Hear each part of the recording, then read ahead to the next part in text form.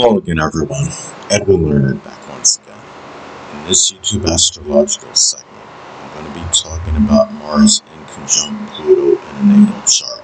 Some of you may remember when I first started my YouTube astrology channel, I did a series on the aspects in a natal chart. They were a little bit concise. Some people may have referred to them as snappy. So what I decided to do was make another series on them, in which the videos would be a little bit longer and more descriptive. So anyway, first thing up is, if you have Mars in conjunct Pluto in your natal chart, an adjustment, which is the inconjunct aspect, may be needed in the energy that is expended, which is Mars, on what you have a strong passion and desire for, which is Pluto. You may either expend an exorbitant amount of energy on what you have that passion and desire for, which is again Pluto, or there may be none whatsoever. So, the key is to find, the balance and equilibrium with this energy. So the thing is, let's say you may, if you have Pluto in Virgo, the fifth house as an example. Those things you have the passion and desire for may be analytical, intellectual amusement and enjoyment. It could be extrapolating sports data. Pluto in Libra in the seventh house is another example. Could be, having a very strong passion and desire for, balanced competition. Tennis, gymnastics can be examples, because those sports require, certain balance when you're playing them, of course. Now, another thing too is that there may be an imbalance, which is the inconjunct aspect between activities associated with sexual partners, which is Mars and Pluto related people, and you may be dominated by activities with one or the other. So again, the key is to find the balance, the harmony, the equilibrium between activities with those people. Now, Pluto-related people can cover, wide divergence of people. It could be, those that are in surgery or forensics investigation. It could be people that you're in a shared resources situation. It could be a situation where, you're giving support or receiving it from, those people. Those are people involved in support. Those are, as some examples. Now, let's say, for example, if Mars is in Aries in your natal chart, one or more sexual partners may actually be an Aries sun, moon, or ascendant, or simply embody the characteristics of the sign.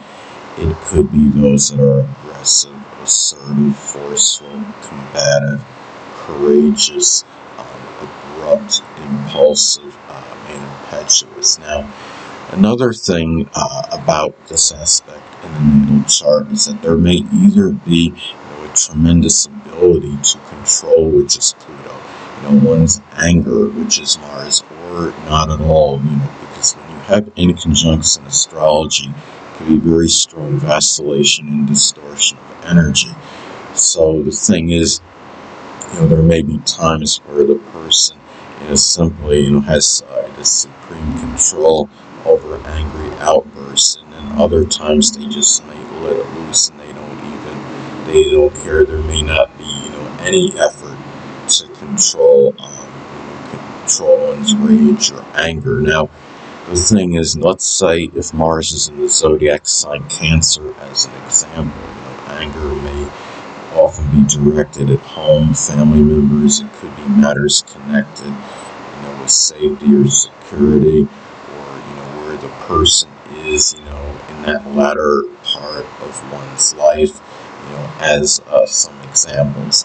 Now, also to any battles, which is Mars, with intimate connections, which is Pluto, may either be, extremely acrimonious, or just may go completely the opposite way, or be, exceptionally, calm. It could be where, the situation may go back and forth, with these people, where it could be, one moment, the disputes may be very acerbic, and then the next moment, they're just spoken in a very supremely, calm or constructive manner. Now, let's say, for example, Pluto is in Sagittarius in the natal chart.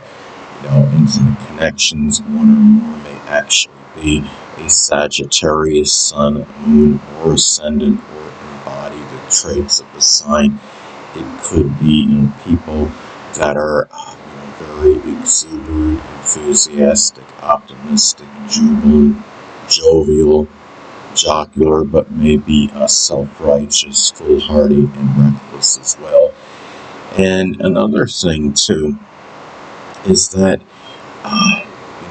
this aspect also, one moment it could be, either, very good or maybe sometimes very bad in terms of surgery, which is Mars. That can be associated with the colon, prostate, bladder, urinary tract, or reproductive system, which is Pluto. It could be a situation where it just goes supremely well, and other times there may be more issues with it. It doesn't mean that it can go bad in terms of the success of it necessarily, but there may be more delays or obstacles in terms of getting it done, or it could be a monetary issue that may give difficulty in getting surgery underway, as some examples. Now, let's say if Mars is in Capricorn, as an example, surgery may be well planned, or a lot of premeditation. It may be more in one's older age. It could be more bone related, as some examples.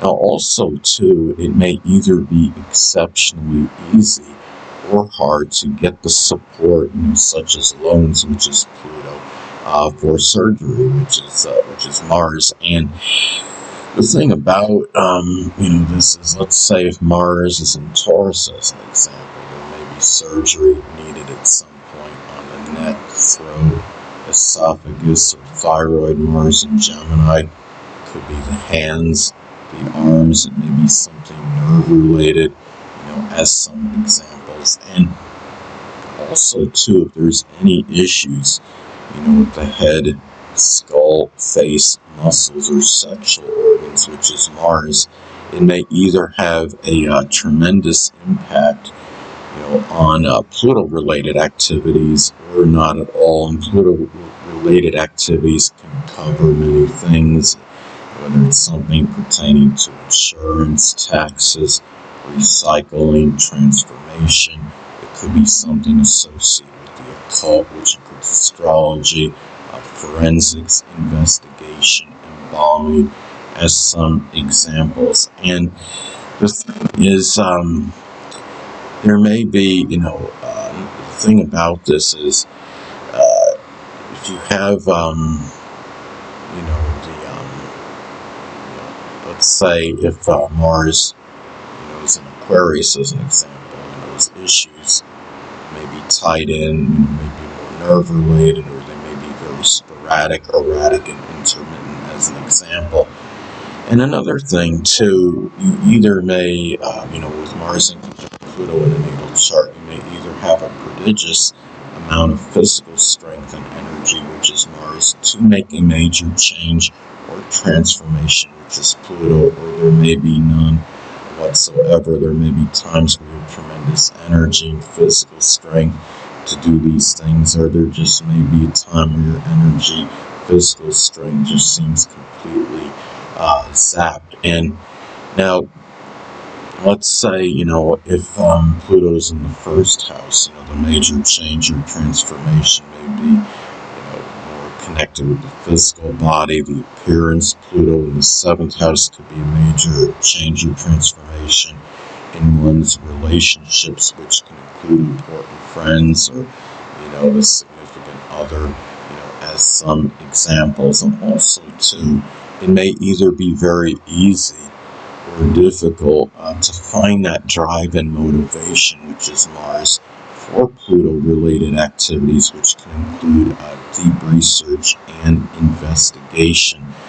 Now, At times you may just have, an exorbitant, drive and motivation for Pluto-related activities.